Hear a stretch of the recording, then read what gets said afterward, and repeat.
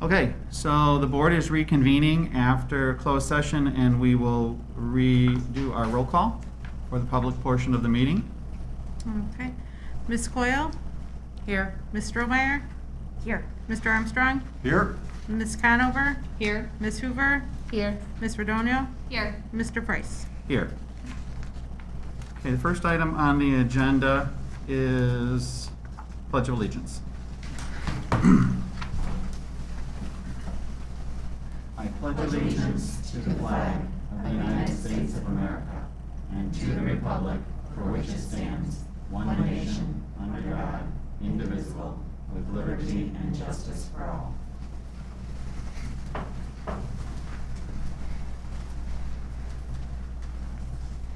Okay, we have a number of meetings and minutes from all of the board interviews and various meetings we've had over the past couple months, and we're going to approve them all in one motion, but I'm going to read through all of them individually, so it's kind of a long motion, so bear with me.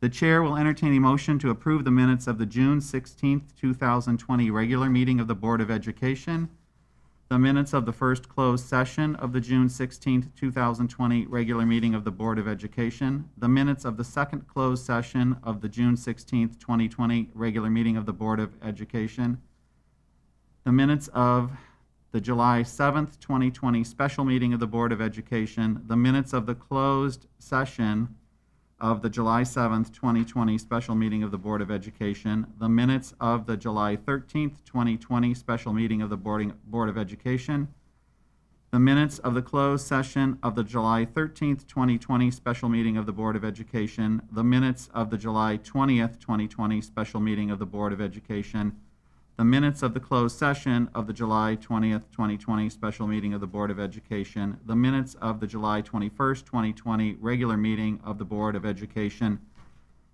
the minutes of the closed session of the July 21st, 2020 regular meeting of the Board of Education, the minutes of the July 29th, 2020 special meeting of the Board of Education, the minutes of the closed session of the July 29th, 2020 special meeting of the Board of Education, the minutes of the August 4th, 2020 regular meeting of the Board of Education, and the minutes of the closed session of the August 4th, 2020 regular meeting of the Board of Education as presented.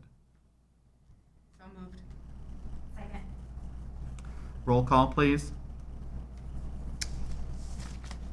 Or voice vote, please. All in favor? Aye. Aye. Any opposed? Motion carries. Okay. Next item on the agenda is introduction of new staff. And in a typical school year, we would all be at the Village Hall, and we would introduce our new staff, and they would be physically present, and we could all welcome them to the district. So I do have pictures of all of our new staff, so we'll introduce them to the community this way. This is how we did our opening institute as well. I recorded the welcome to the district and then also introduced our new staff in the same way. So these are our new staff joining 201 this year. We have Eric Martinez, who is dual language at Manning. Claudia Padilla is dual language at Miller.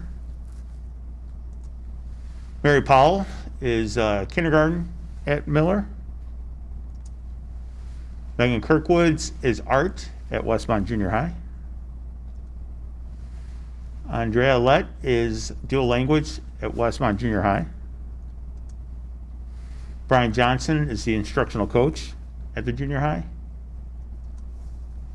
Allison Biederman is the band director at the high school. Courtney Templeton is an English teacher at the high school. And Colleen Alexander is a nurse for the elementary schools. And those are our new staff. Well, welcome everybody. Certainly wish you a great start to the year, and look forward to meeting you in person at some point. All right, I'm just getting that set for Okay. All right. All right, the next item on the agenda is public comment, and we have a couple of people to speak?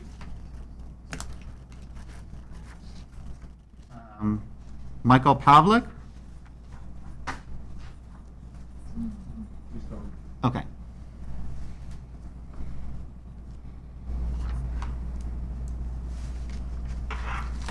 Sorry? Hi, yes. Yep. We're ready for public comment, if you're ready. Right here at the microphone, please. Thank you so much. Thank you so much. Thank you so much for allowing me to speak. Again, my name is Michael Pavlik, and I'm director of bands over at in Elmhurst at York Community High School. And I'm just starting my 25th year of teaching, but I taught from 2000 to 2006 was the director of bands at Westmont Junior High School. And I have to tell you that the longer that I've taught, the more I am just impressed and humbled by the tremendous support that I always received in Westmont. I love Westmont, and I loved working with the kids.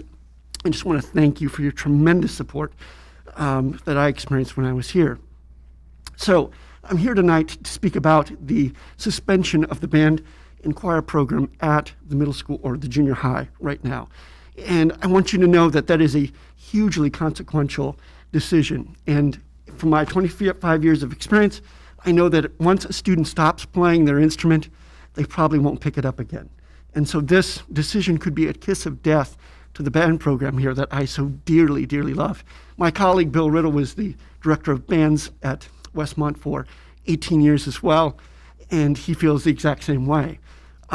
You have to take in consideration that over the years that we're here, both Mr. Riddle and myself, we turned out anywhere between, a dozen music educators. So a decision like this affects lots and lots of kids, tens of thousands of kids. When I think about the 6 students that we sent into the music education profession, those 6 teachers over the next 30 years adds up to lots and lots of kids. So a decision to suspend a program like this, it spans generations. And so it is hugely, hugely consequential. My own program at York, we are totally remote right now, and we are meeting virtually, of course. I've just finished a virtual band camp a couple of weeks ago, and it went wonderfully. So this wants to work. These are the kids that will make this type of situation work. And I met with them today again, nearly 200 band students, and everyone was on time and they're ready to go. And so they understand that this is the new sort of thing that they need to just tackle, and they're ready to do it. I know that the junior high kids would feel that same way. They just need the opportunity to stay connected with those instruments. It is so incredibly, incredibly important. And that's really all I have to say. I would be glad to answer any questions with regard to that, the process, and again, to provide any insight that I might be able to shed more light on the decision that is, again, just hugely consequential to the program. Cool. Thank you so much. Thank you. Next to speak, Heather or John?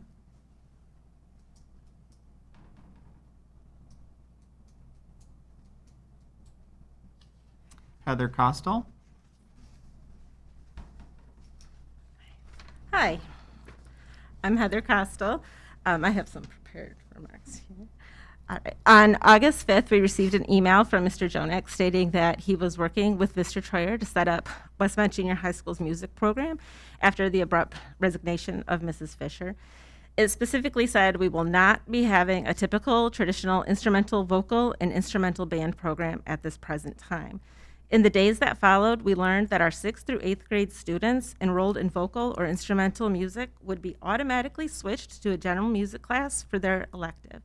It was subsequently stated that this was the option for 6th through 8th graders for their first semester.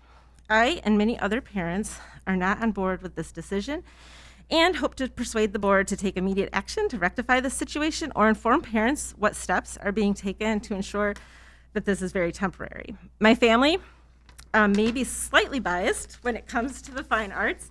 My husband is a professional musician and the owner of Uncle John's Music in downtown Westmont. And I am a visual arts teacher, and I have my master's in art education and have served on the board of the Illinois Arts Education Association. This being said, we know firsthand that the arts play an important part in a student's overall education.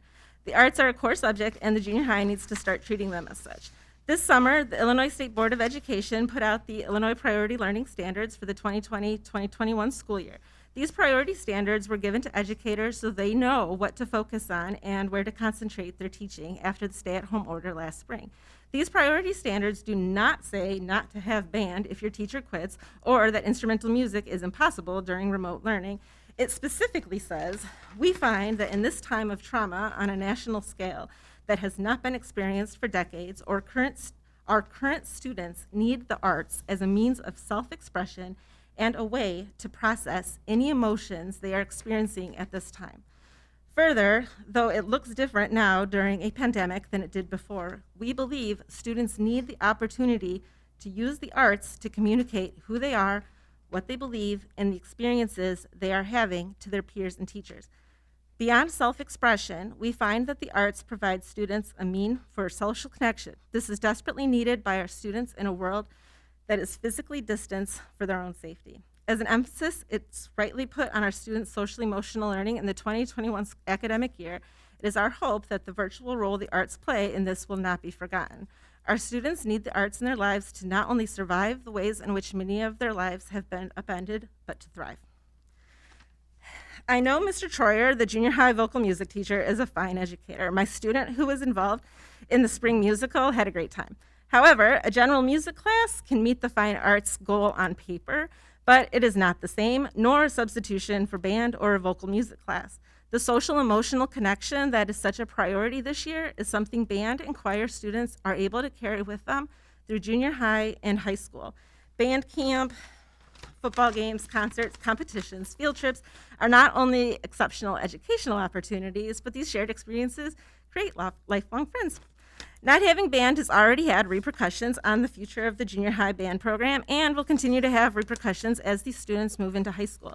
Students have already returned their rented instruments because they do not know what to do. The CUSD 201 band program has been on a slow decline for the past several years.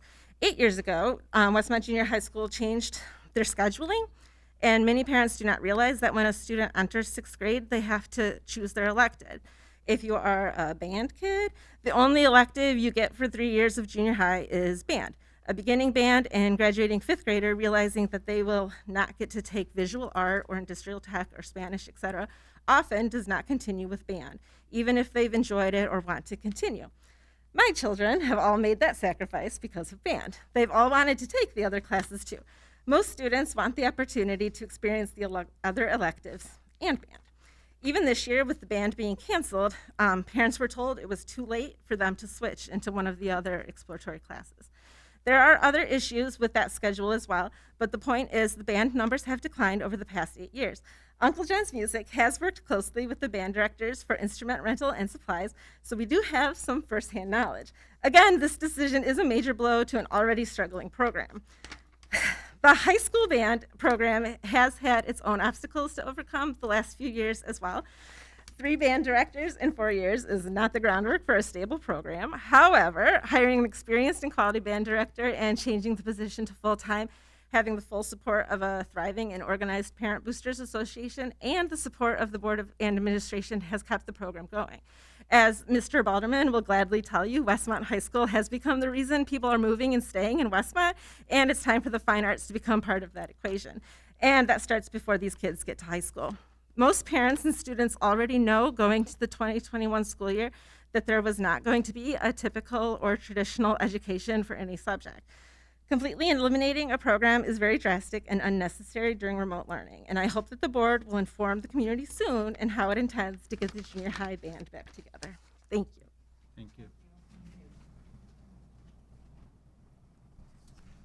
John Costell?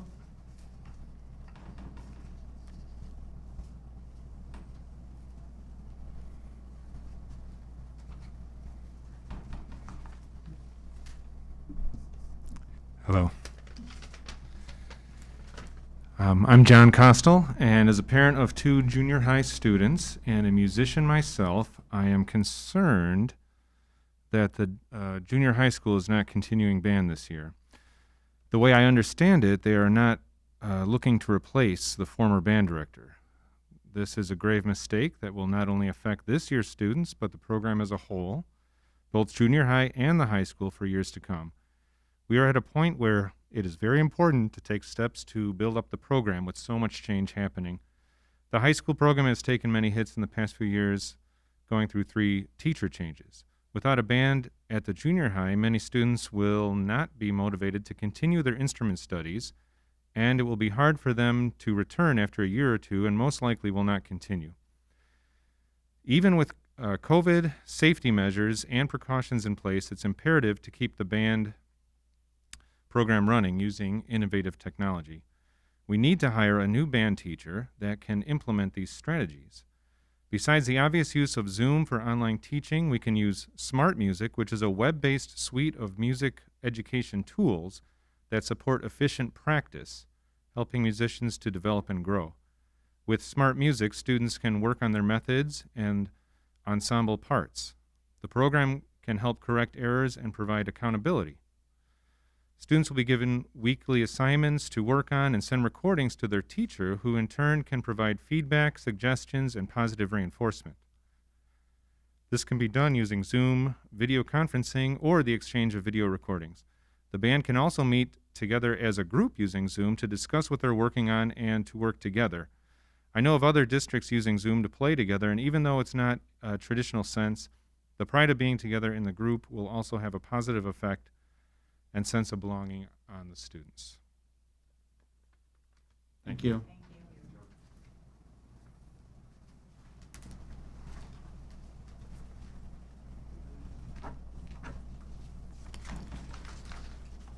Okay.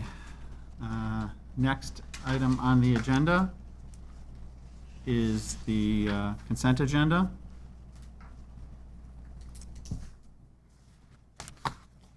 The chair will entertain a motion to approve the consent agenda as presented. Personnel recommendations: Eric Martinez, Manning 4th grade dual language teacher; Stephanie Glitto, Miller, long-term substitute, 1st grade; Megan Kirkwood, increase in FTE 0.5 to 0.6 art at Westmont Junior High School.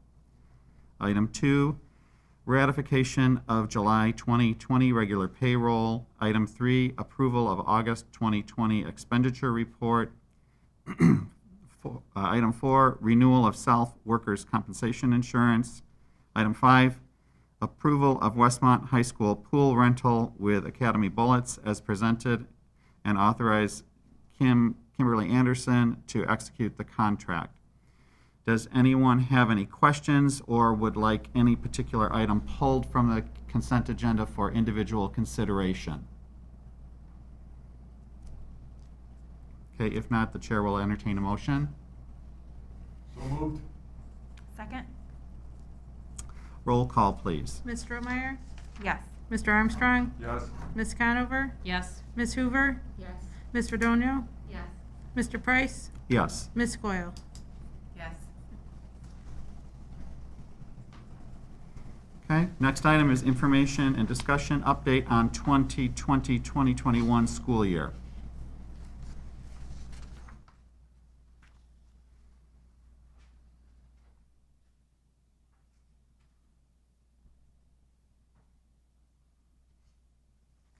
I want to update the board a little bit on the 2020-2021 school year, since we've made the decision to go to remote learning.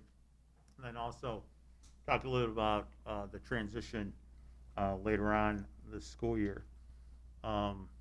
Just to kind of, and some of this is review from our other presentations, but I'll go through it very quickly. But again, we're currently in phase 4 of the governor's plan to reopen Illinois. And again, you know, phase 5 is when we have a vaccine or no new cases over a sustained period. And so the reality is this school year will more than likely be in phase 4 for the entire school year. Again, just to review phase 4, what that means for schools is, again, social distancing in our classrooms, face coverings at all times, temperature checks, trying to minimize student groups mixing, and so possibly lunch in the classroom. keeping the small cohorts together. And it's the teachers that move, not the students.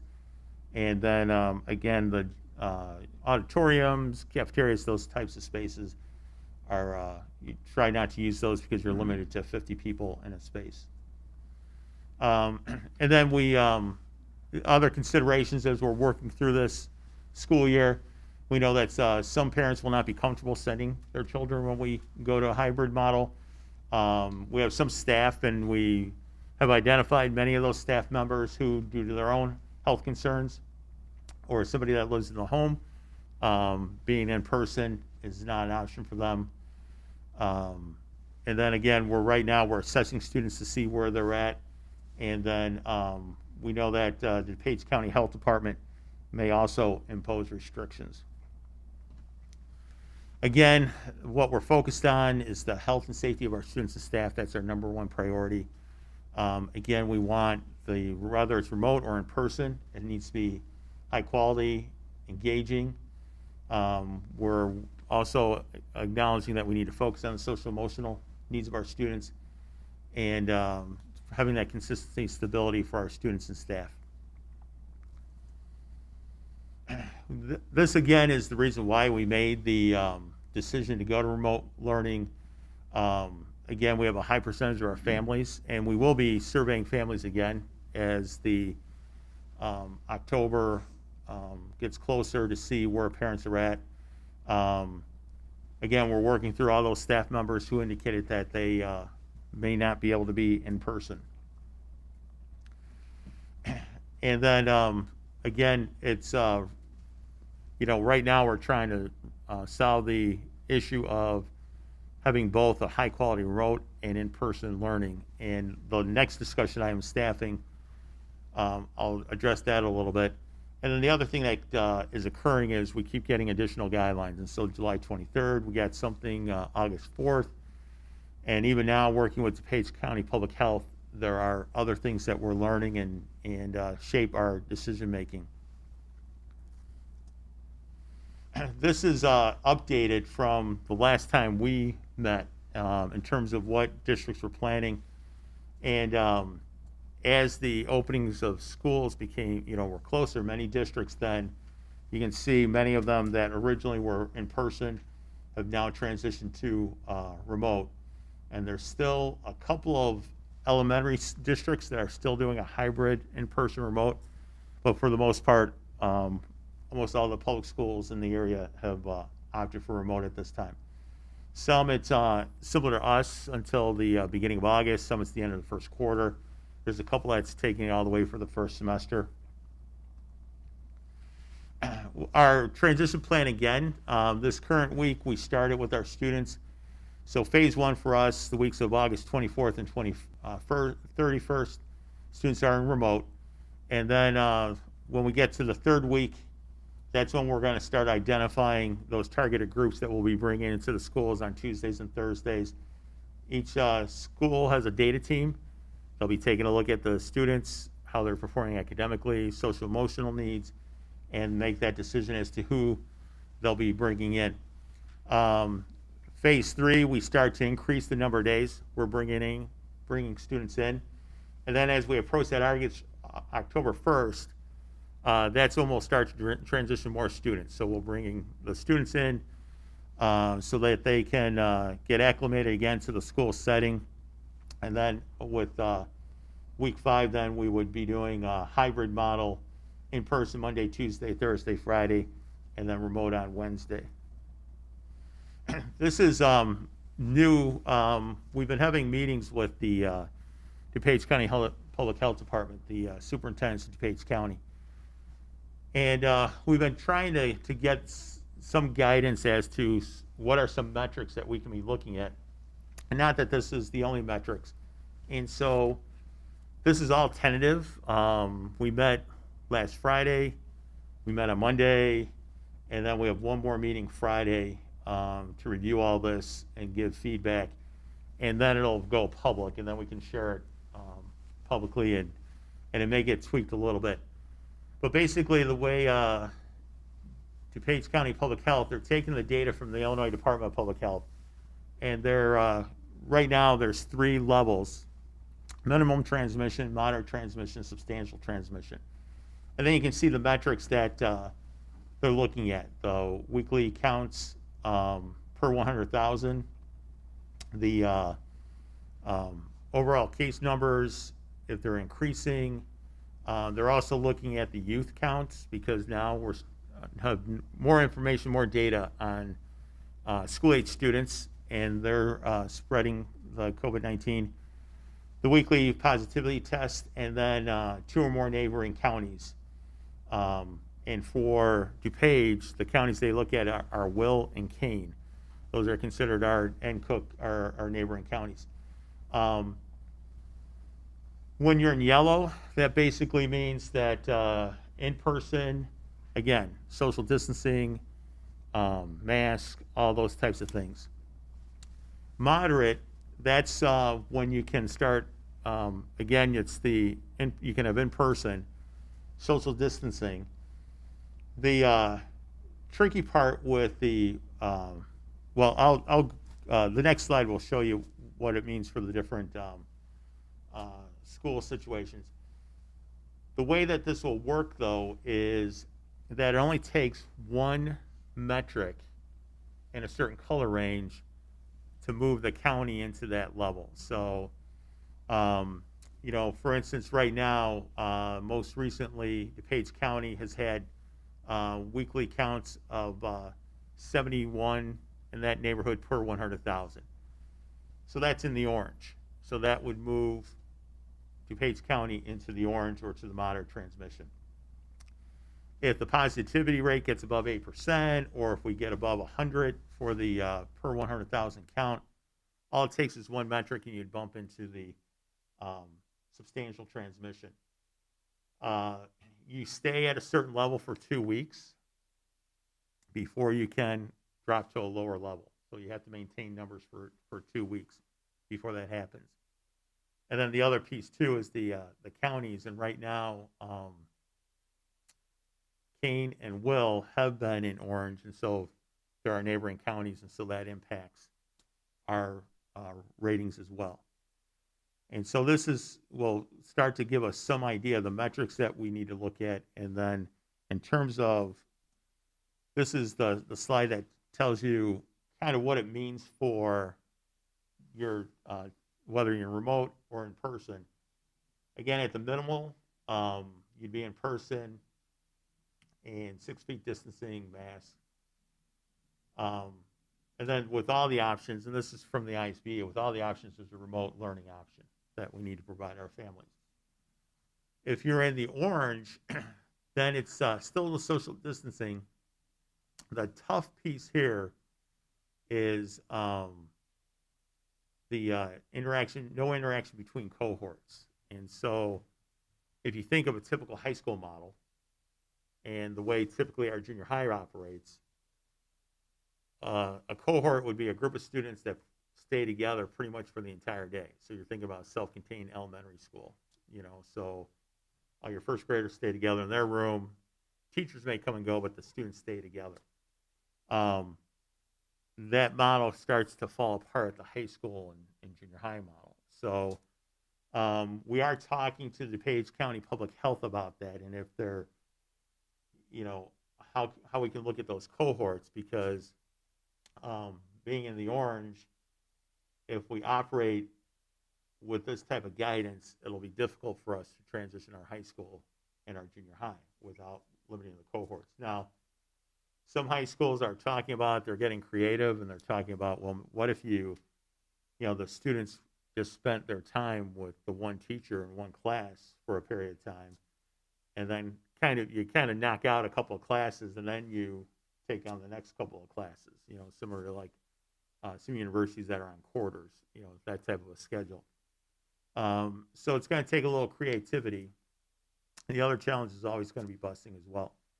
If you shift to the substantial transmission, that's when 100% remote would be the guidance. Now, DuPage County Public Health, the Illinois Department of Public Health will never tell schools what they need to do. They're just providing us with the metrics, how to interpret those, but ultimately the decision is a local decision of how we want to function under that. So the decision drivers for us as we approach October, again, we'll be looking at the guidance of the CDC, IDPH, and DuPage. We want to update our parent survey. We're going to be discussing staffing in a couple minutes. And then we may have to take a look at the hybrid model that the junior high and high school are proposing and possibly tweak those. And then there's also the decisions outside of school, those impact school. And that's what people are doing when they're not in the school environment. I don't know if you've been following Will County now.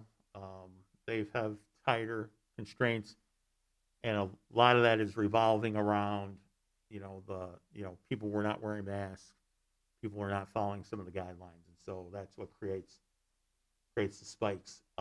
There's also been a challenge. I haven't heard too much about it in Will County or DuPage County, but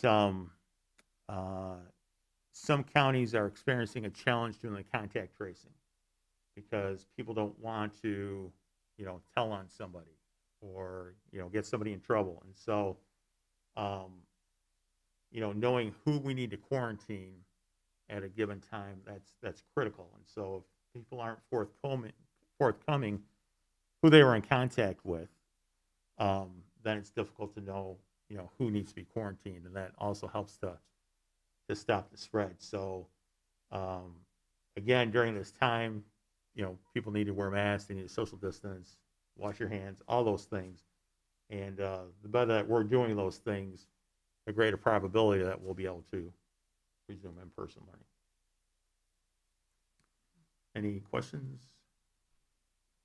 Kevin, I was just wondering, you talked about, potential of the phase 4 week of October 5th, the students resume in person. Would I assume then that would be the plan that was presented by the elementary buildings and the junior high and the senior high where we would, okay. Right, that would be planned now. Depending upon what we have to do with cohorts, again, we may have to tweak junior high and high school, but we would bring that to the board. Okay. But yeah, those hybrid models that we talked about earlier, that's what our goal is. Kevin, I think you might have mentioned this, and forgive me for making you repeat, but you said that this yellow, orange, and red models are being discussed right now, and I know these are just guidelines, but did you say a timeline for when it might be determined whether these become firm? Our meeting is at noon on Friday, our Zoom meeting. And typically they last about an hour. This one might go a little longer. And so I would guess that late in the afternoon Friday, they'll be made public. So And they're looking at and updating these transmission levels daily, weekly? It'd be every Friday. Okay. Every Friday, they would post what the different numbers are for each of the metrics. Okay. So I guess the reason I'm asking the questions is as we look to plan, October 5th really isn't, October 1st, October 5th, it really is not that far off. Right. So are we, I know, again, still in development, are we planning based on an orange situation? Is that Yes. the guidance at this point in Right. time? Okay. Right, based upon the way that the metrics currently are and based upon what you're seeing for our county. And because it just takes one metric, I'm pretty confident we'll be orange at that time. So it's a matter of making sure our plan works for Right. those constraints. Okay. Okay. You mentioned for the junior high and the high school, the potential for kind of adjusting how those classes are. You kind of talking about like block scheduling? Is Right. that- Okay. Is there anybody in the surrounding area that was on, if I go way back, I think that my high school went block scheduling after I left, but Yeah. is there kind of anybody who has that schedule around us? I can't think of anybody locally that currently has a block. but we're all kind of looking at that now. Some version of a block, just because you can minimize, again, the number of class periods in a day. Yeah, so Yeah, like so- potentially a cohort of students has social studies in the morning, English in the afternoon, and they get that semester's worth of work done in 3 weeks. Or short, yeah, I don't Something know. along Yeah, those lines. shorter period of time. Yeah. Yeah. Kevin, I know that iReady testing is going to be September 1st for the junior high. And I was curious if it would be similar timing for the elementary and high school students. And is the assessment going to be driving which students are coming on in that phase 2, that September 7th, which students we're pulling into school and which students are still remaining fully remote? And the testing window is similar for all the buildings. Okay. Okay, they're national testing windows, so they're all going to be testing in the same window. And that is some of the data teams will be looking at. Some of it will just be simply, students who are engaged, attending, the student being able to complete the work and their responsiveness, and then also the social emotional piece as well. So all those things will be data points that the team will look at and determine who they think would benefit from coming in. Will IEPs play into that as well, I'm assuming? For the next board meeting, could we get some data on engagement and and then that, I don't know how fast that testing data comes back, but I'd love to know where we're at Sure. after a really difficult spring, and some thoughts from the admin team on if there was big drops in our, I'm assuming nationwide that's going to be the case, how we're planning on helping catch up our students. Yeah, I definitely can have that information for you. Kevin, I have a question about cohorts. Are they defining, so a couple of questions. First, is the DuPage County Health Department saying that the high schools and junior highs cannot go back in a hybrid model unless they're in cohorts, or that it's recommended that they do that? And then the second part of that question is, are they saying cohort is like a class of students, or is it an alphabet group of students? Those are two questions I have about that. The DuPage County Health will only give recommendations. And so if the county is in the orange, their recommendation would be to limit the mixing of students. So a cohort is a group of students that stay together. So in a typical high school, when the bell rings and kids get up and they spread out to other classes, their recommendation is that you limit those opportunities if possible. One of the biggest reasons comes down to, again, the contact tracing.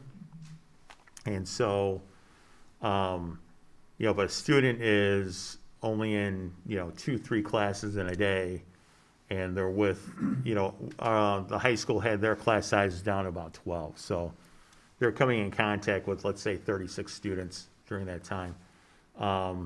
It's much easier to identify who they had close contact with, plus the number of individuals that potentially would need to be quarantined is smaller than if they went through a traditional schedule. The other thing that we need to be cognizant of is the 15 minutes that's cumulative over the course of the day. So literally, if you have enough passing periods, you could hit 15 minutes that kids could have close contact, again, in a traditional schedule. So that's how they're defining cohorts, and that's why they're recommending that you try to maintain cohorts as much as possible.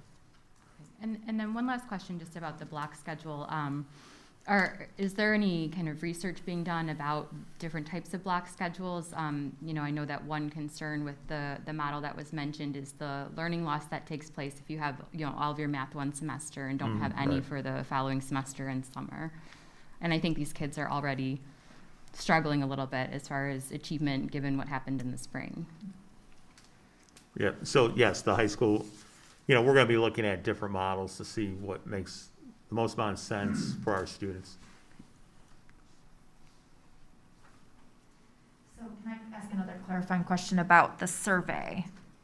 So are we planning on surveying the parents again before we come close to the October deadline to see what percentage of families are planning to stay remote versus Right. choosing a hybrid model? Right. And so my assumption would be if we don't have a lot of parents fill out that survey, so we've got a lot of unknowns, or we still have a high percentage of remote, that will affect our ability Mhm. to go a hybrid model? Right, right. And we will, we've been getting on that type of a survey, we've been getting pretty good response Okay. from families. And then we have been following up with families who did not complete it so that we get their responses as well. So we'll make sure that we get, you know, close to 100% compliance on that. And how is our logistics for our supplies that we would need to open up for a hybrid model? So things like masks, I know those things have plexiglass, those things have been a nationwide shortage. How is our supply of those items? Masks were fine, face shields were fine.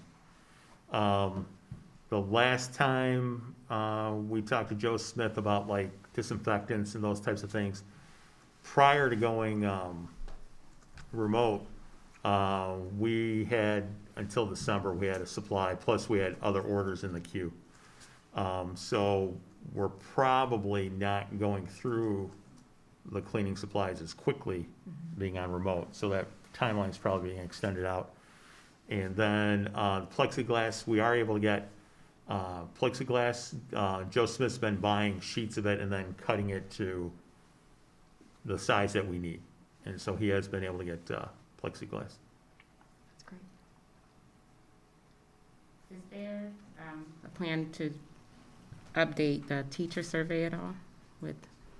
The teacher survey, kind of where we're at now, the teachers, those that indicated that there would be a reason why they qualify for one of those reasons. I've been following up with them.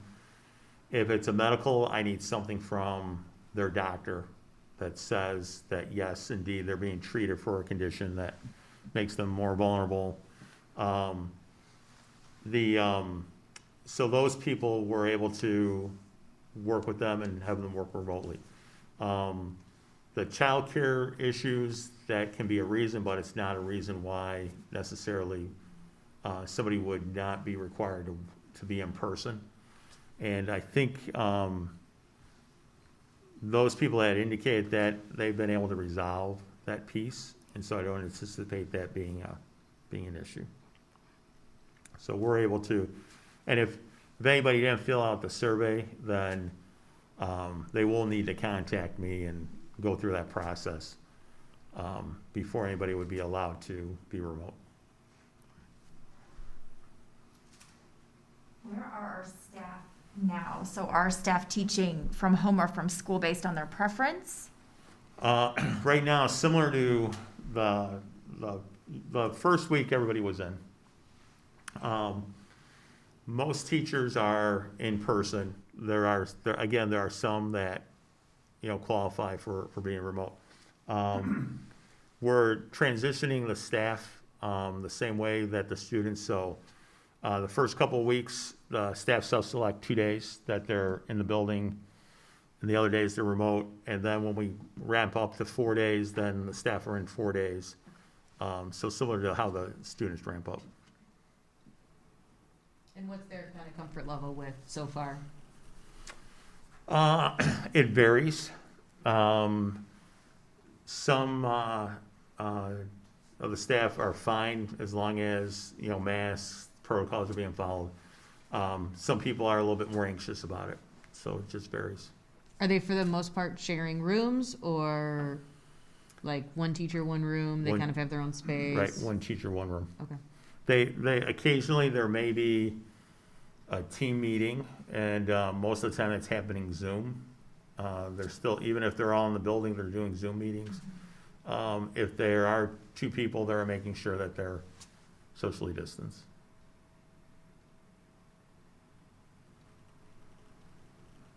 So I know one of the things you're going to talk about staffing, Mm-hmm. or if you kind of combine these two items. Is there more to say on Well, staffing? yeah, I got my cheat sheet over there for the Okay, staffing. okay.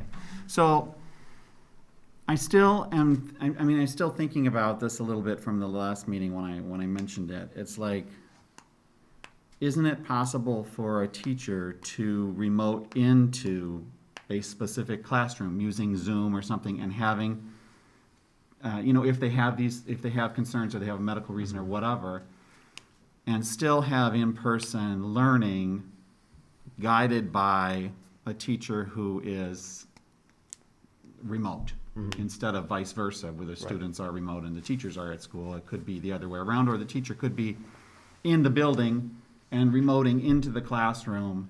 And so it wouldn't be as big of a technology issue as trying to do a simulcast and broadcast it out everywhere or whatever.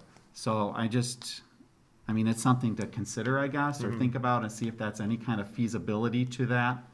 Because it would be a way around some of the having to hire substitutes or find additional teaching staff or something if we still could use them. We're using them remotely now, and we'd still be using them remotely, only the remote learning would happen in the classroom for those particular teachers where the need is there.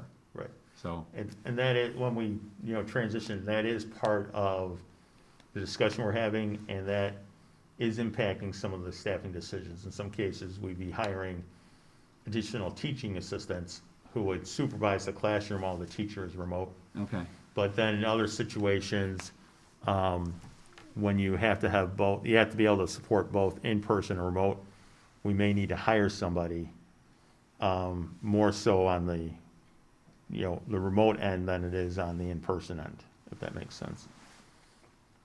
okay. I mean, I know these are very specific for the given Right. class and the subject and that sort of thing, so. Was there an ETA for the Illinois Public IDPH dashboard, the youth dashboard? And I apologize if you said it. I missed it. For the youth Yeah. data, that's, DuPage County Public Health is working with the Illinois Department of Public Health. DuPage County Health has that information. What they want to make sure, though, is that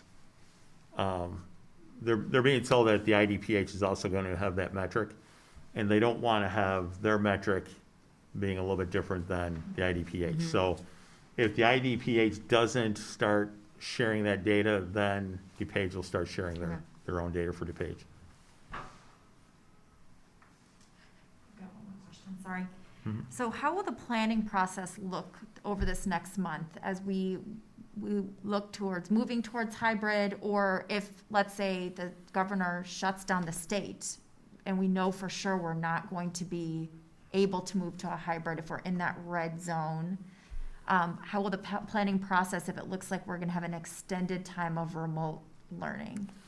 If we have an extended time of remote learning, we still have some days, remote planning days, that are available to the school to use. And so then we would probably have to take a brief hiatus from the remote learning to get the staff together and plan out, okay, what is this now going to look like long-term, and what can we sustain? And what that looks like. Hopefully, the key then definitely will be in bringing the small groups, and hopefully, like last March, it was nobody could be in schools. So that wasn't an option. Hopefully, we won't get to that point, even if we are in that red, and we'll still be able to bring the small groups in. But definitely we'll have to plan for that.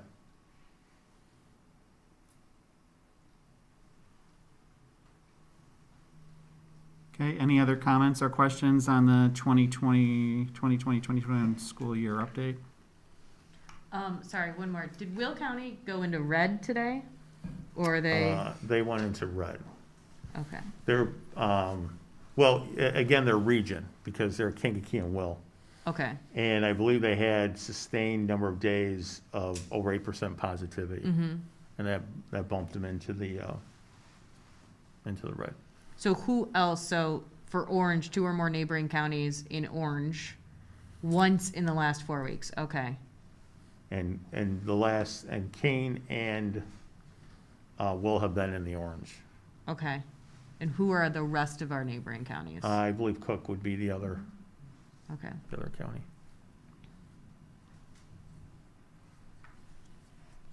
Okay. So if they can come out of red, we've got a chance. There's a chance. Yeah. As I said, when you look at the metrics and, chances are we'll be operating a lot in that orange. Mm-hmm. And the hope is Yeah. that we never shift to red. Yeah. But I think we plan for the orange.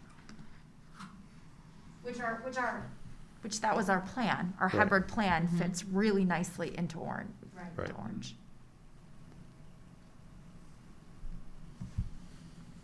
Okay, anything else? We'll move on then to staffing related to 2021.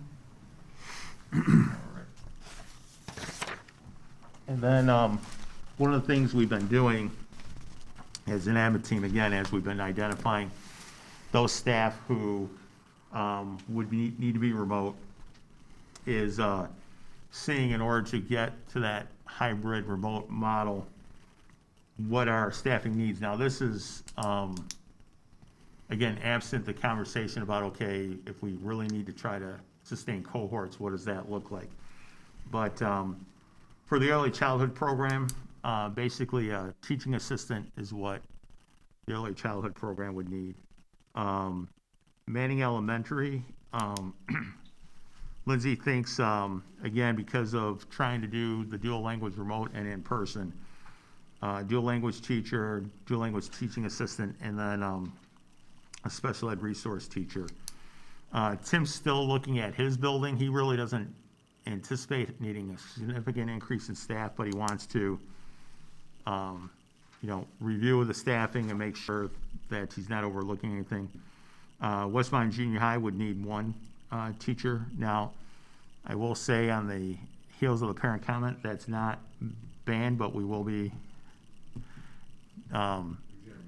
yes, I mean, we're not going to go an entire year without having a band program.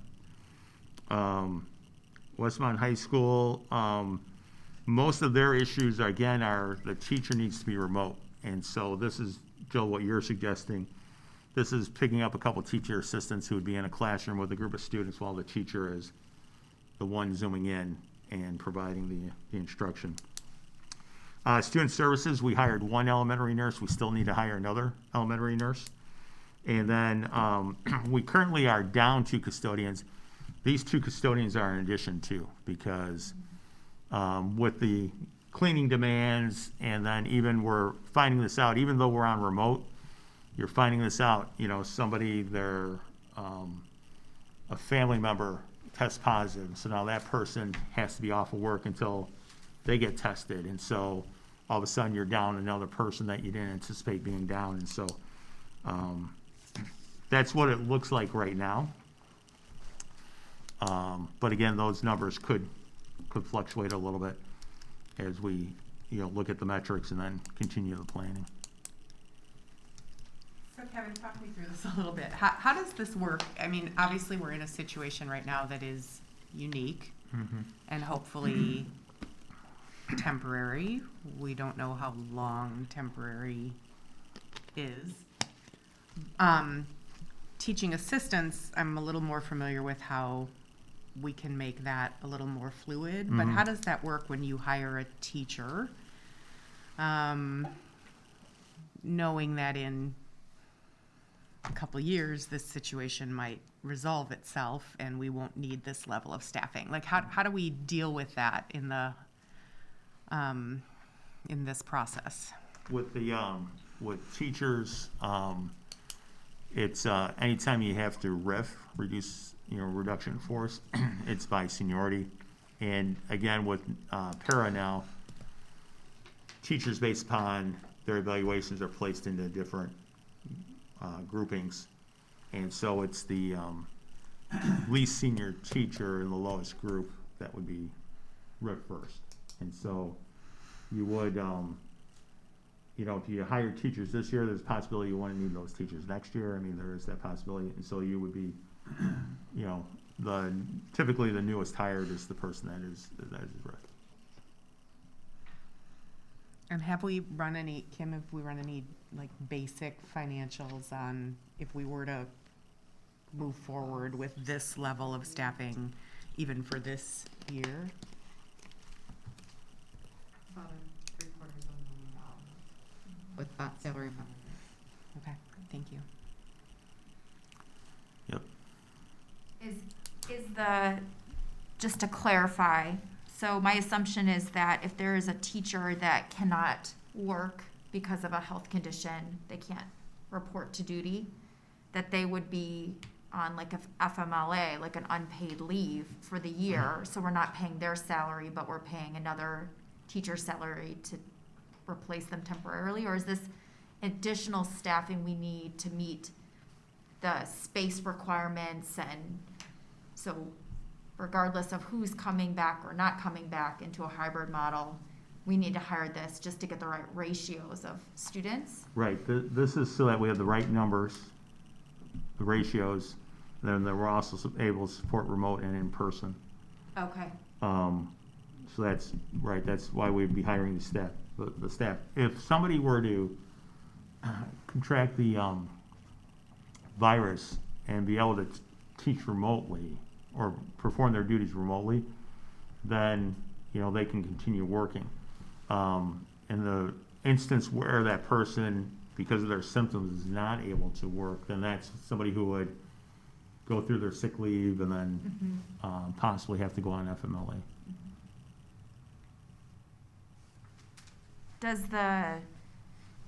What's the difference between what we're talking about here as far as hiring additional staff and hiring substitute teachers to fill in some gaps, like long-term substitutes? We are thinking about long-term subs as well, but the long-term sub would be more, again, this teacher needs to quarantine for X number of days and then they return.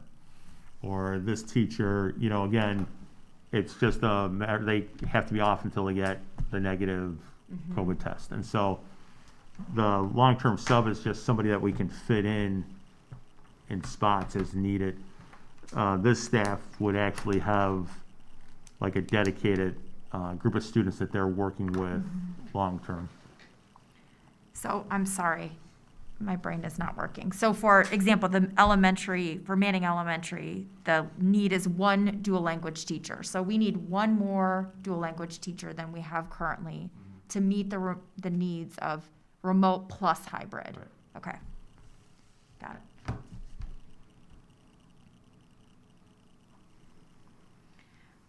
And we would need to do that before, if we're talking about October, We need to start posting and going through that process. very quickly. Mhm.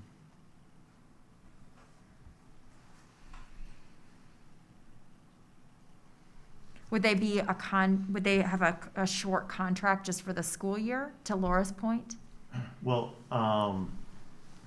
teachers are on a one-year contract, and then if you remember in March, the board takes action on non-tenured teachers to rehire them. So come March, we would want to know what our potential staffing needs are so that we can RIF. And if anything, we would be conservative and RIF. And then if you need to bring somebody back, rehire them later in the spring.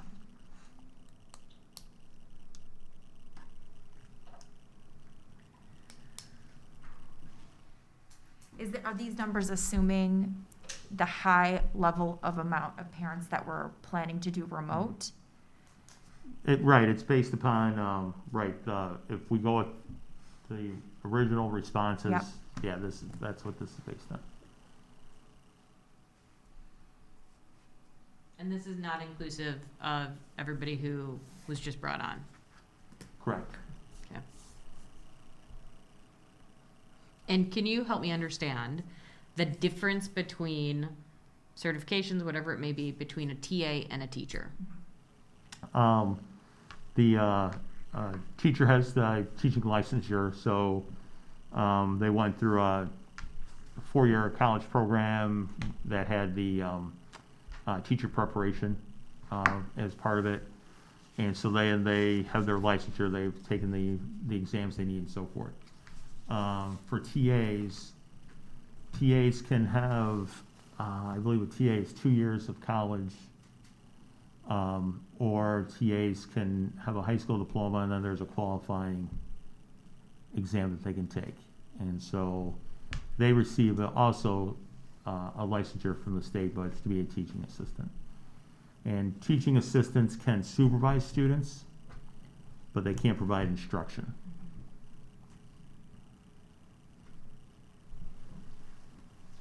Do we have TAs that have done a 4-year program but don't hold a current license? Like they don't want to be full-time teachers, they prefer to be TAs? Mhm. Is that a significant amount, a small amount? No, it's Okay. not a significant amount, but we have a couple of TAs that, You could hire someone as a TA who is qualified as a teacher, but they just haven't found a teaching job, and that happens frequently. That person who's qualified as a teacher could teach in a classroom, sub for the Like Miss teacher. Labita last year, I Yes. think, Mhm. right? Okay. Okay. Are most districts that are hybrid, because we have to offer a remote option, are most districts having to hire staff? that's why, the reason why so many districts were flipping right before the start of the year was because of staffing needs, and then also getting into certain protocols in place for some of the things that are being required now because of the guidelines. One of the things this gets to your question, Dana, about a sub versus hiring somebody. The other thing that came out, and this was one of the postings that came out like August. Our board meeting was the 4th, so it came out I think about August 6th, like a couple days later, is that anyone who has a COVID symptom and they eventually put a line through runny nose.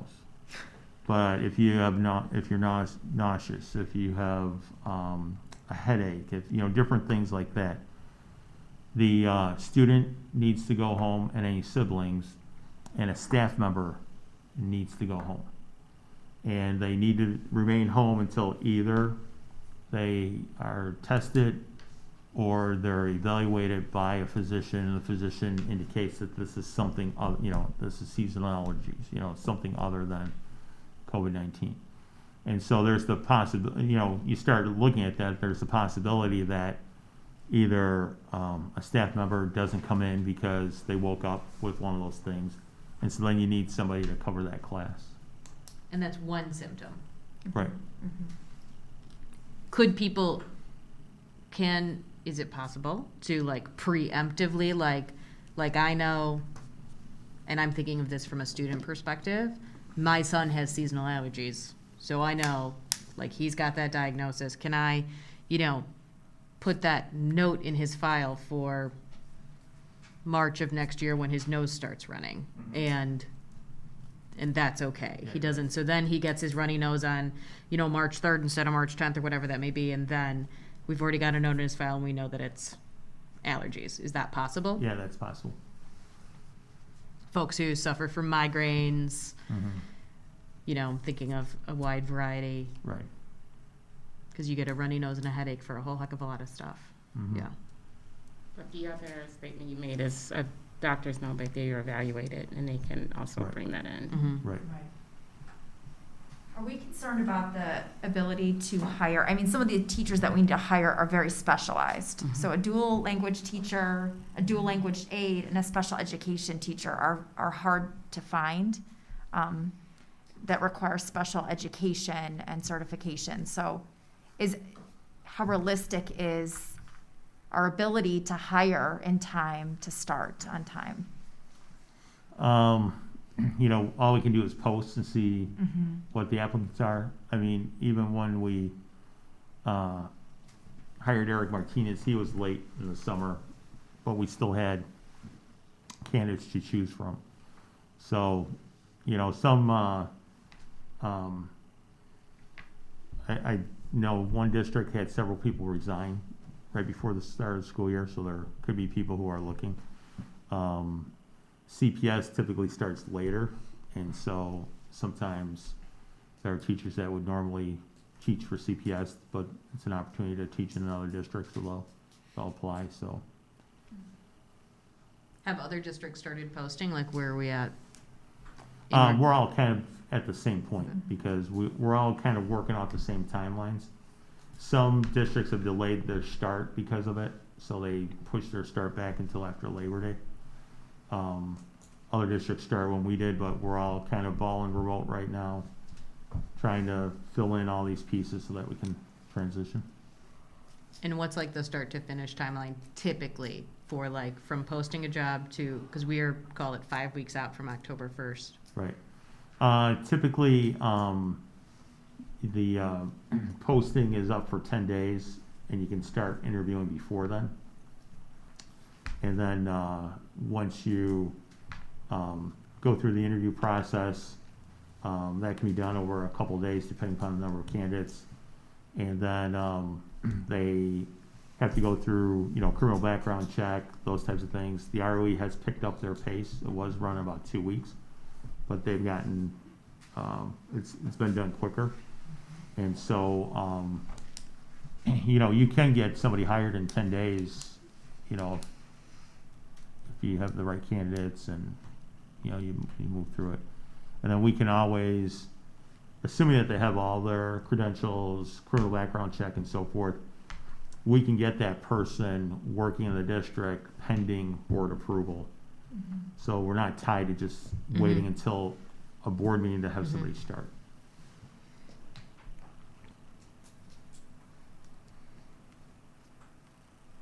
So is this something, Kevin, that you'd have the board, I mean, I know this is a discussion item for tonight. Would we be approving the posting of the positions at the next board meeting, Well, if that's the direction we decide to go? And I'm just trying to figure out. Right.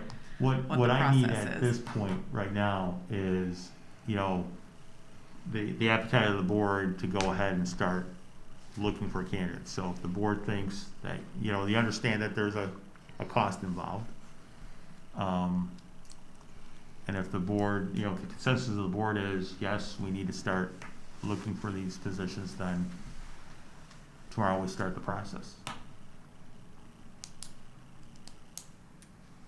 So I would, as a parent, I think I speak for many parents in our district, that we would do almost anything to get our kids back in learning. And I know, Kevin, one of the things that you had said in your memo was that this is not the start that any of us want, not administrative, teachers, students, parents, anyone.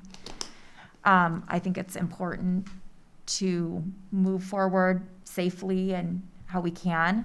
That said, I just like to state that $250,000 is that right? Is a significant pile on to the top, to the art deficit already. And we're gonna have to be more stringent. It's gonna be hard to turn the ship with an added cost. I think that a pandemic is going to have added cost, and it's just the cost of providing education during a pandemic, and it's not something we're going to take lightly. But I think it will be more, as a board, we need to be even more diligent about addressing our deficit as we can to right the ship in light of some costs that we've needed to take on because it's what we needed to do as a district. So I'm happy to provide support for that. I just think it's going to be even more difficult as a district to right our ship. That said, I think it's the right thing to do. Well, I would just say, I think it would be the right thing to do, at least to start posting, start getting some candidates in. We don't have to hire them right on the spot. We still don't know what's going to happen with the COVID numbers over the next couple of weeks, but we should certainly be prepared to hire if hopefully we can move into that next phase. Okay, that's what I would say. No reason not to post and start interviewing and start seeing the candidates. It's just, I agree there's a lot of money, but if that's what it comes down to, we educate the kids. But I think we should at least be prepared. I'll agree with that. I think, we need to move forward with being prepared. This year's budget is just gonna be up and down on different categories. There may be some opportunities where, we're not gonna be spending money in certain areas that might offset some of this money if we end up going that route. So I think it's best just to be prepared and then figure that out later. I agree. I'm in the same camp. It's none of this is ideal, but we're in the middle of a pandemic and we want to educate our kids. So I think we should go ahead and start planning for it.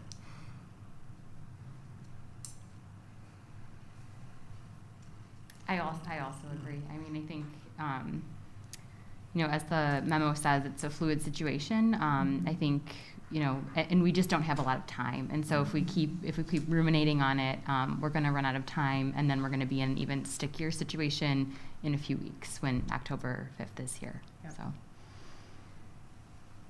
As someone who's hired hundreds, thousands of people, I think we need to get a jump on the hiring.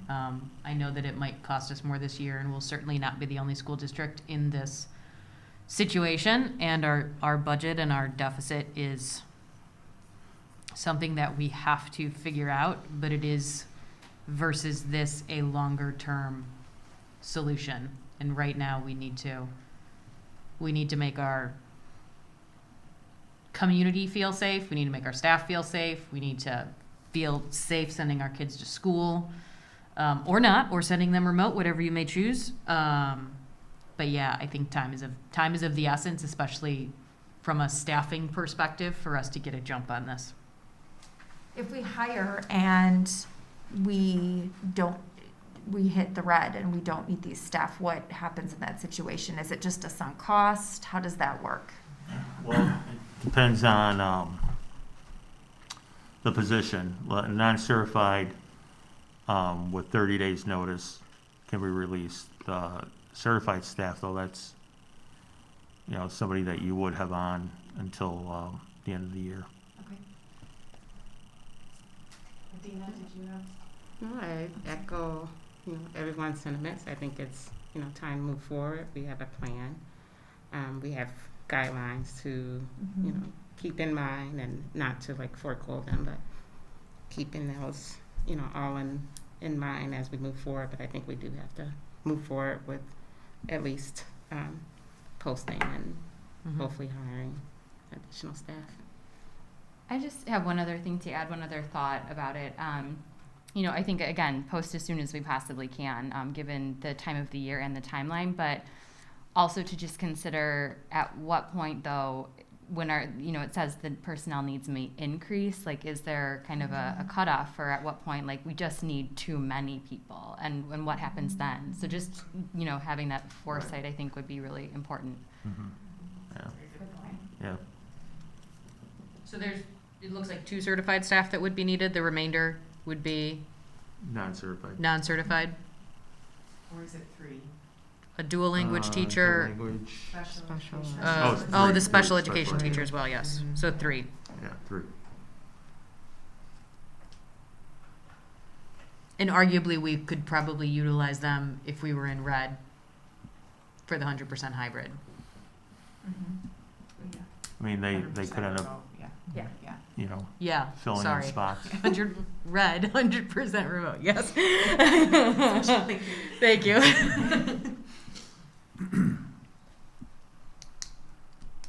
Sounds like we have a consensus. Yep. Yep. All right. Yeah. All right, thank you. Okay. All right, our next item on the agenda is appointment of board committees. And so, I didn't look at it online. Does it show the different committees on the? Yeah. Okay. So, the standing board committees are facilities, finance, and policy. And then, so, I don't know, really, strategic planning and public relations they're not really considered board committees. There were really more or less superintendent committees, correct? Right, yeah. So that wouldn't be, those would be, I mean, we still would want representation on them, Right, but, right. but they're not necessarily meetings that would need to be posted and all of that. Correct. Okay. So currently, I am on the policy committee and Laura is on the policy committee. And are we also saying that there should only be 2 members on each one of these committees or less, or are we, You can have a maximum of 3. but then we always have to post that meeting, right? Right. Well, the 3 would have to be posted anyhow, the 3 board committees. So the board committees have to be posted anyhow, regardless of how many board members are on them? Yes, because they're board committees. Okay. Yeah. Everybody's They're board posted. level committees, so they would be posted. The other 2 wouldn't necessarily have to be unless there were 3 Okay. members. So I would say, you know, I don't think there's anything really wrong with, No. and it depends on the nature of the participation of, I mean, all board members could go to a strategic planning committee if they're there in kind of in listen mode, right? Right. And you're not participating or debating each other, so. Anyhow, so Gary, what committees were you on? I was on facility and finance. And Dana? I was on finance. And Laura, were you on another committee or policy? Technically public relations. So one thing, I'm sorry to stop the conversation. I'm looking at our policy, Mm-hmm. and it looks like we need to update our policy because there's only 3 committees in policy 215, a board policy committee, a teacher parent advisory committee, and a behavioral interventions committee as standing committees. So it sounds like we just need to update our policy to what we're actually doing. The second 2 committees? Yes. Those are handled through the handbook committee. Okay.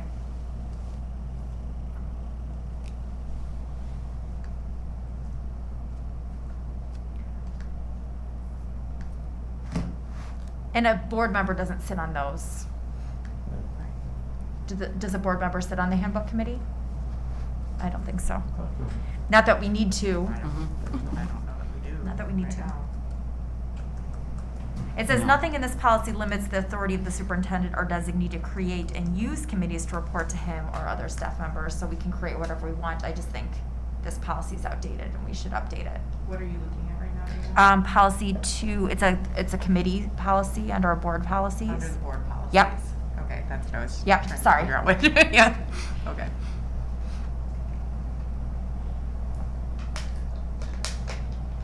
Can I just So- take a step back and say, are the committees working for us? Is there room, do we like the way that our committees, the committees that we have, and, I've been fine with it, the working atmosphere of it.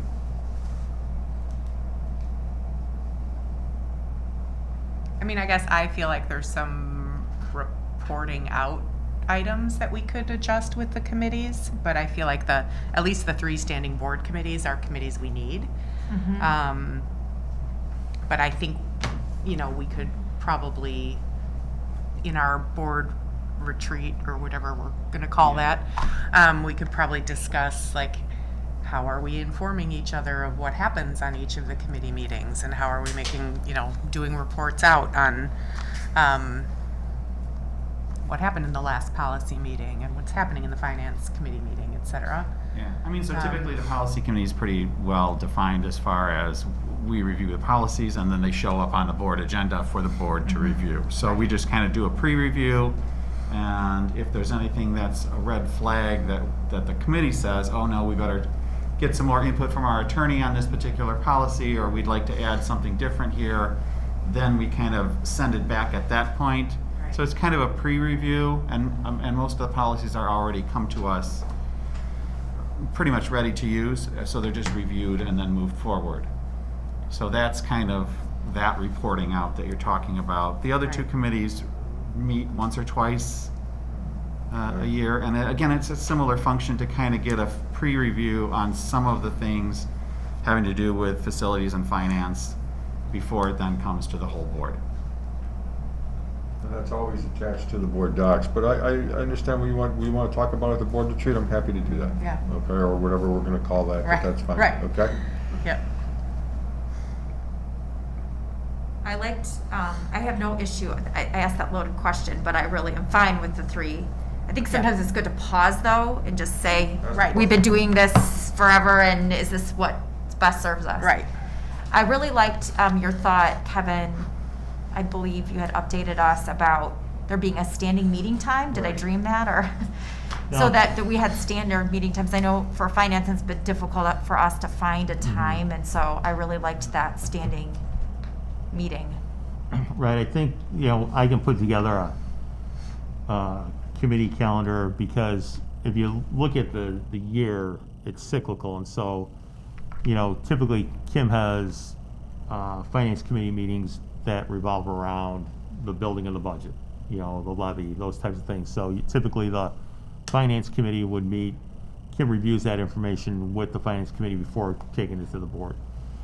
Facilities, same thing, there are certain times we're looking at our facility projects, identifying what we need to do for the upcoming year. And there's a couple things that are popping up right now that we probably are gonna need a facility committee meeting about. So yeah, because of the cyclical nature of some of the work, we can probably, fit those in so that people know, okay, this is when facility committee meeting will take place. So if we have three committees, someone can't serve, right? No, 2, 4, 6, right? No, because you can have 3 people on a committee. Or you just have to Yeah, post you it? can't Yeah, afford but to do those 3 always have to be posted regardless. Gotcha.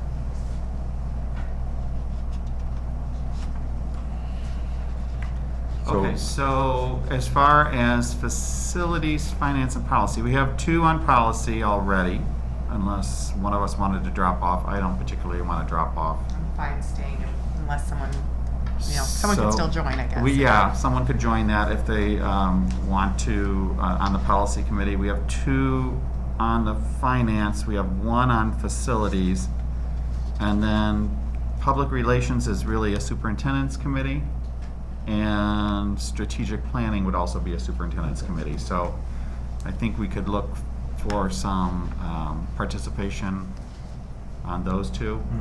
I know definitely there'll be some committee work or meetings on the strategic planning. I'm not as clear on public relations. That was from the joint committee, is that what the origins of that was? I guess to Dana's question, we feel like the Public Relations Committee is one that we all know that is an area that we need to improve as a district. I'm not sure how much progress that committee has made to no fault of anyone other than just life. So I guess the point I'm trying to make is if we're going to have that committee, we should probably give it some purpose. If we're not going to give it some purpose, then let's just nix it for now, and we can revisit it when we have the capacity to make the committee be functional. I think I would agree with putting it on hold for the time being, if that's your question. Well, yeah, I mean, I'm just saying, either we have Yeah, it and make it, Yeah. more robust, or we put it on hold. And I'm okay with putting it on hold for now. No, I'm just clarifying that you said you are limiting each committee to 2 board members? 2 or 3. 2 or 3. Okay. I think the one thing I like about special committees is they can have a short-term purpose. So I think I like the idea if we are going to keep, strategic plan is kind of the same thing. We are in a strategic planning process. So you have to see what is the purpose of that? What would it be? How do we continue a strategic plan among a pandemic, or do we? Maybe Right. that's the question that committee tackles. For PR, it might be more specific to COVID-related communication. How can we best communicate to our parents and staff during this time? And I think it's important at this time that we work on that. It's transparency, big word now. That's all, like in all our neighborhoods. So I think it's something to make more robust. Yeah, no, I don't disagree at all. I'm just Okay. looking at, I mean, if they're your committees, Kevin, Right. do you have the capacity to That's a good That's question. true. facilitate these committees? And if the answer is no, then, and even if it's a superintendent committee, can someone else be assigned to be the chair in some way, so that if we assign a PR committee, someone else chairs it, so that Kevin isn't left holding the ball on it entirely. Well, I think that's why I was thinking creating that calendar, because that helps me then. You know, if it's on the calendar, you know when it's coming up, you know, Right. it helps to, you know, Yeah. facilitate those things. Okay. If you're good, I'm good.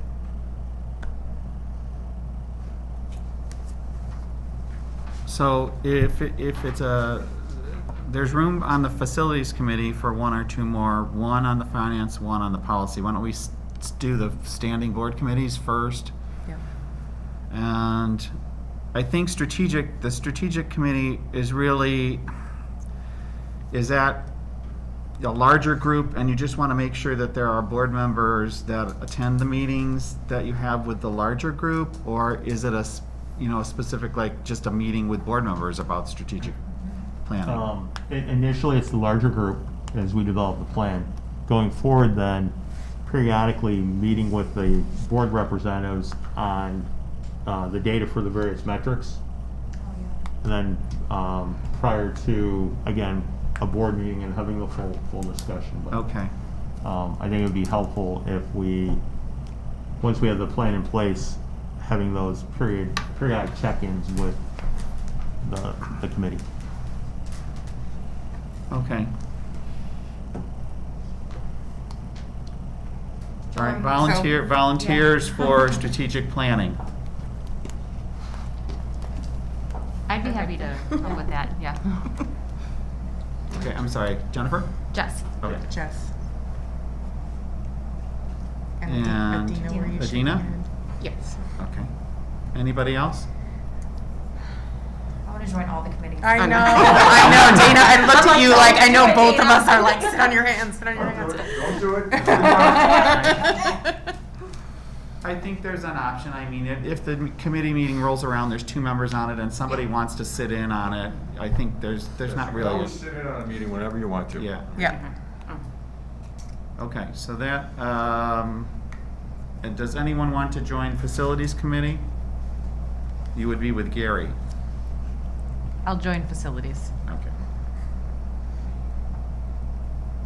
Okay, that gives us two on strategic, facilities, finance, and policy. And public relations, do we want to let that stay, or do we want to get it on the calendar? And Kevin, it's your committee, so what do you want to do? I think it would be good to keep it in place. Okay. Okay. I'd like to join PR. I would. Dina. And Adina. And Adina? Then I'm gonna Okay. back away slowly from that. I don't have you marked. I don't have you marked down on that. so. Perfect. All right. That wasn't very slow. Okay. Here's what I have. Strategic is Jessica and Adina. Facilities is Gary and Leah. Finance, Gary and Dana. And policy, Joel and Laura. Public relations, Dana and Adina. Okay? All right, we'll go with that, and if there's any changes, we can always amend it down the road. Kevin, what's next as far as, are you going to create the schedule of meetings, or how will the next steps work? Yeah, I'm going to, like I said, I'm going to look at the calendar, the board calendar, and start to put in those dates, and then I'll share with the board and You know, typically, other than Tuesday nights, most of the time, my schedule, I'm pretty flexible, and I know some people might be able to meet morning, some evening, it depends. But with the committee members, then I'll be able to finalize those dates and times. But I'll do a first draft of it. Well, I will say that the calendar will definitely help me, because if I know a meeting is 2 months out, I can Yeah. block my schedule. Oh, yeah. Ditto. Huge. Well, that way too, nobody's scrambling trying to, Correct. you know.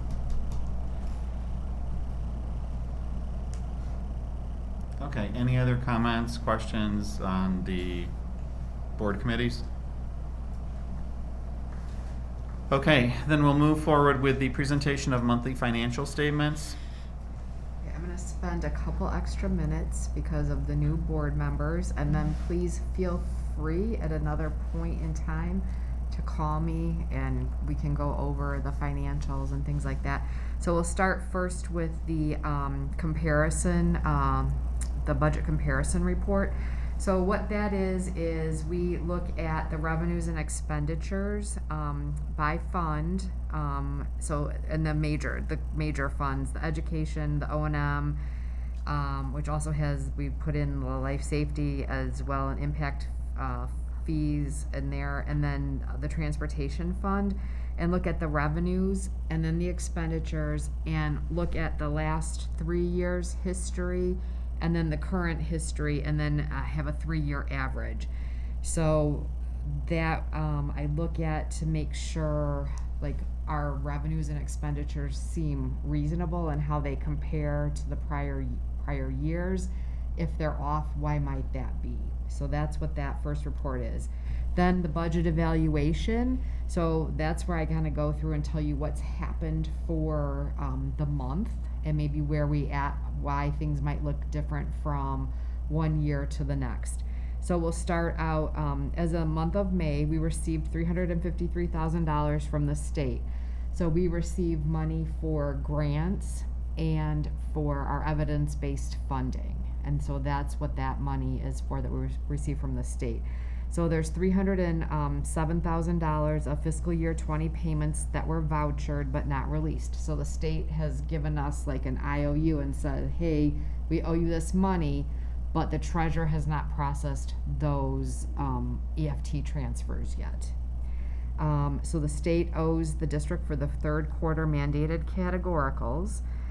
We received the first installment of the 2019 property tax levy in the amount of $234,000, which is 0.09 or 0.95% of the levy.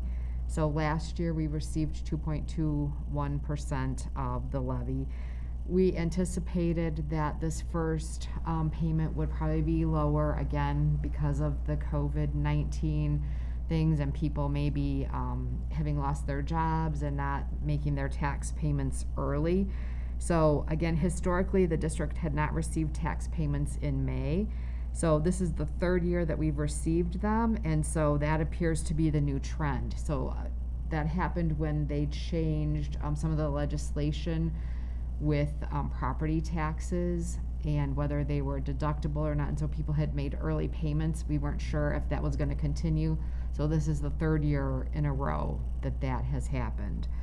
And then obviously, during the month of May, we continued with the stay-at-home order, the shutdown of major sectors of the economy, the operation of only essential services as a result of the COVID-19 pandemic.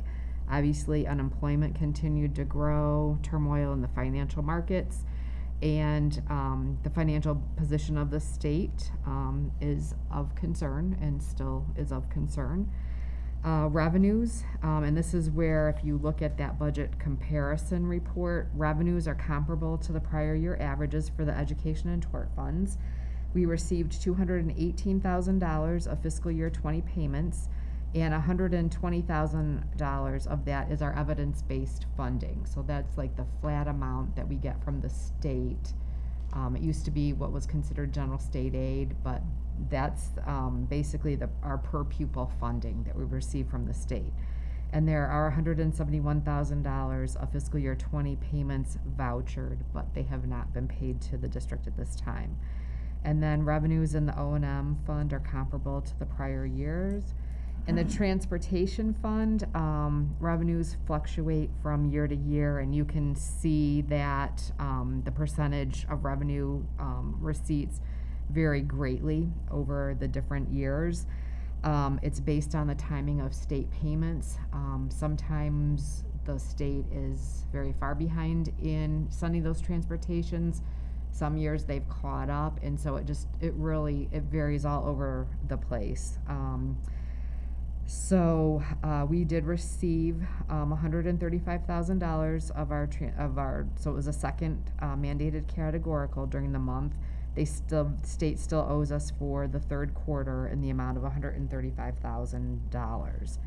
And then as far as expenditures go, in the ed and tort funds, they're comparable to the prior year average. You can see very little fluctuation from year to year.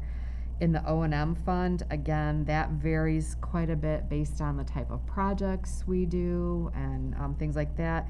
You know, we had a little bit less overtime during the month of May and things like that with the stay-at-home order. There weren't rentals and things and other activities going on in the buildings. And then even our ability to do some projects was limited as a result. So in the O&M fund, we're 75.72% spent to date. Last year, we were 79.92% spent. And in the transportation fund, expenditures are higher than the prior year averages. Again, sometimes this is based on the receipt of invoices from our transportation providers. They can vary greatly, especially some of our special ed bills and some of our taxi bills that we get. Sometimes we receive transportation invoices from other districts where we share the cost of transporting our McKinney-Vento students. So that can change quite a bit. We also, our spending is going to be skewed for the year anyway because of the COVID-19 shutdown. Because we adjusted, we had less spending for certain things like athletics and our regular ed transportation. We did enter into an amendment with our regular ed provider to pay for some of the expenses. We did not come to that same agreement with our special ed provider. Our special ed costs were higher than we had anticipated when we built the budget anyway, so that's why we're at that 85% spent. So that one can change a lot, and again, depending upon where some of our students are placed and things like that. So that's those two reports.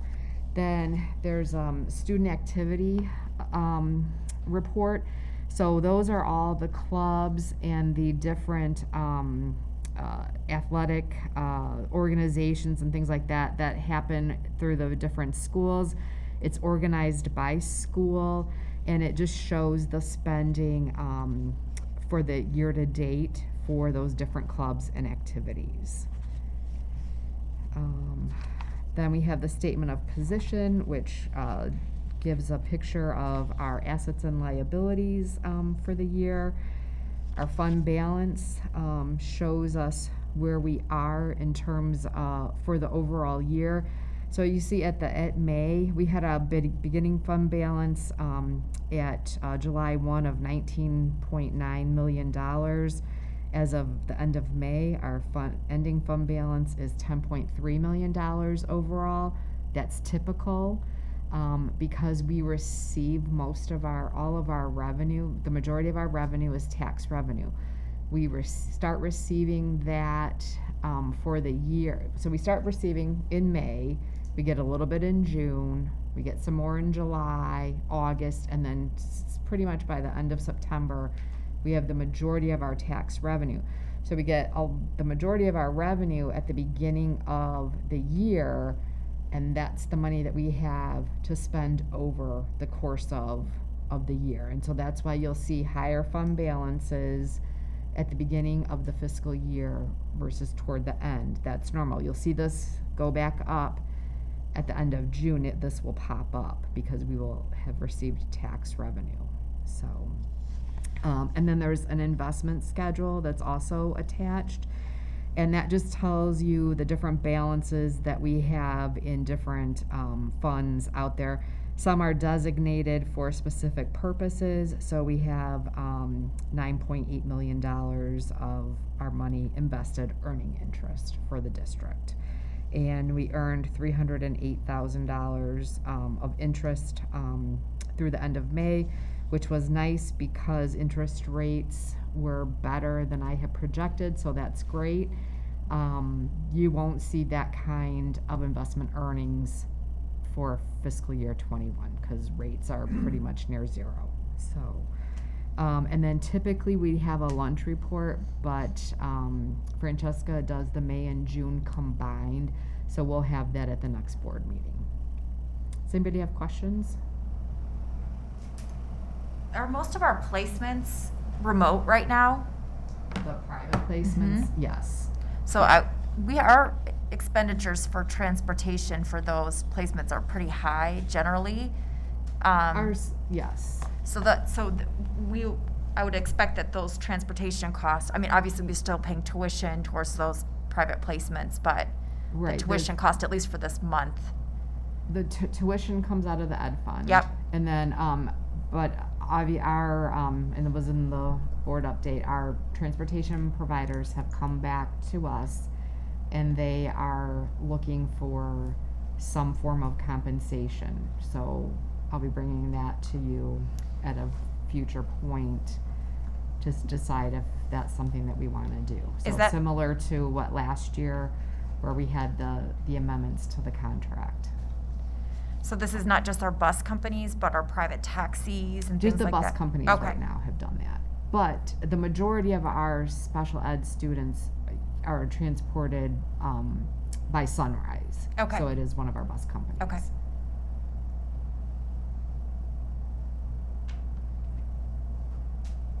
Any other questions, comments? Okay, we'll move on to the superintendent's report. A couple items in my report. First of all, thank you to the administrative team, all of our staff, and our school community. Definitely, this is a challenging time for school, and everybody's efforts and everybody working together has been allowed us to get off to a good start, and so I appreciate everybody's efforts. Again, the school year opened on August 17th, and we had 1 week of staff development for our teachers. And I referenced this earlier when we welcomed our new staff. It wasn't our typical start where we had everybody in the auditorium. But we were doing a lot of Zoom meetings in order to provide the staff development. And then our first day of student attendance was yesterday, August 24th. We'll start remotely. And we will continue to refine our remote learning plan, monitor it, and then at our next board meeting, I will have enrollment data and then also the student engagement data after we've been doing it for a couple weeks. So I'll have that information for the board at our next meeting. That's my report. Okay. Are there any board reports today? I would just like to say a huge hats off to all of our administration team and our teachers, every single one of our staff, every single parent, and every single student. It's been a really difficult time for all of us, and we really appreciate and thinking of everyone and appreciate your hard work. I know the staff are trying so hard to keep our students engaged, and we really appreciate everyone coming together. I especially appreciate also the alliance or the relationship that Kevin, you worked to help develop with the Park District to improve childcare. I appreciate our PTOs that have gone above and beyond in helping create grade level groups for parents to quickly communicate information to each other at the junior high and the elementary level, and we'll get through this together. Yeah, I want to also say, as kind of an echo to Dana's thoughts, it's been very moving to see how the community has come together, the school community, parents, everybody involved. I think there has been a lot of opportunity for negativity, and what I have seen rise to the top in most occasions is positivity and a sense of a real, true sense of community. And I just commend all of the administration and our parents and the rest of the community for having that come together.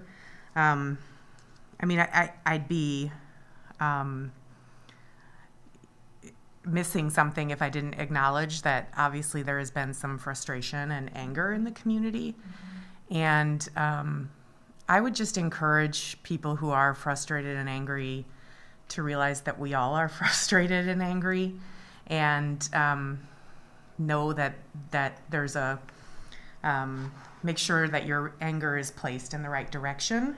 And I would say that that is definitely not placing it towards our administration and our teachers and any staff.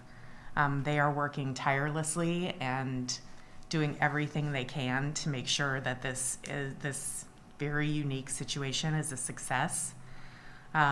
So, you know, look towards the Illinois Department of Public Health or the state or somewhere else, because I just feel like we need to continue what I've seen primarily, which is the vibe of support and the vibe of stronger together, and we really are doing that. So thank you, Kevin, to you and your staff for everything you are doing, to all of the teachers and to the parents in the community. And I just would encourage you to continue to encourage everyone to be supportive of all of the efforts. Yeah, I just want a special shout out to those elementary teams, because they're killing it. Like, I can't imagine how challenging it is to keep a kindergartner on Zoom. Or I can, because I have been, but Max just gets this look on his face. And like the teachers, especially when I think of the kindergarten group that is really coming together with brand new teachers, and so many new faces.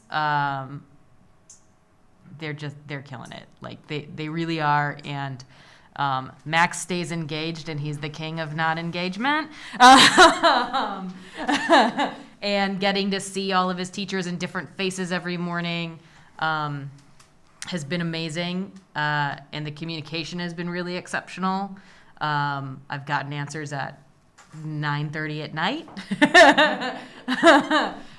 which is amazing. And, you know, on the Manning side, getting to see Duncan's face light up when he got in car line and got to wave at Miss Peterzak and got this silly, goofy grin on his face. And all of that stuff is all the heartwarming things that start the school year. A different school year, but the heartwarm's the same. So special shout out and thank you. Yeah. I would just like to just do one more thing, is just in response to our public comment today. I'd just like to add an agenda item for next meeting, just so we can explore the concerns, some facts and some background surrounding the band. I wasn't aware of the concerns, so I think I'd love a discussion item for next agenda so we can explore that in response to the public comment.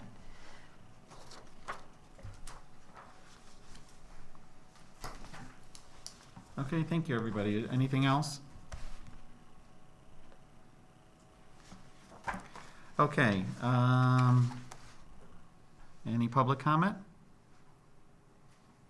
Okay, moving on to future meetings and events.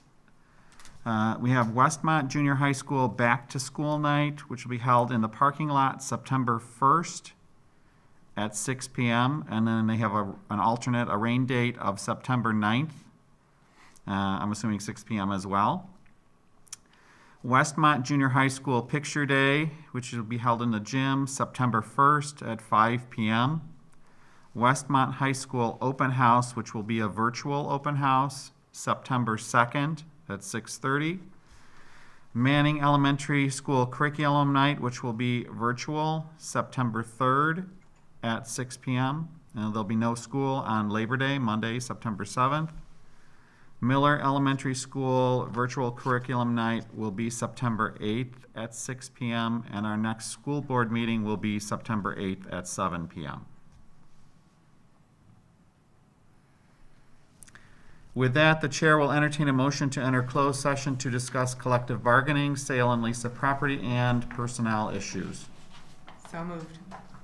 Second. Did we get a second? Second. Yep, she's like, Okay, roll call, please. Mr. Armstrong? Yes. Ms. Conover? Yes. Ms. Hoover? Yes. Ms. Redonio? Yes. Mr. Price? Yes. Ms. Coyle? Yes. Ms. Stromeyer? yes. And there'll be no action after closed.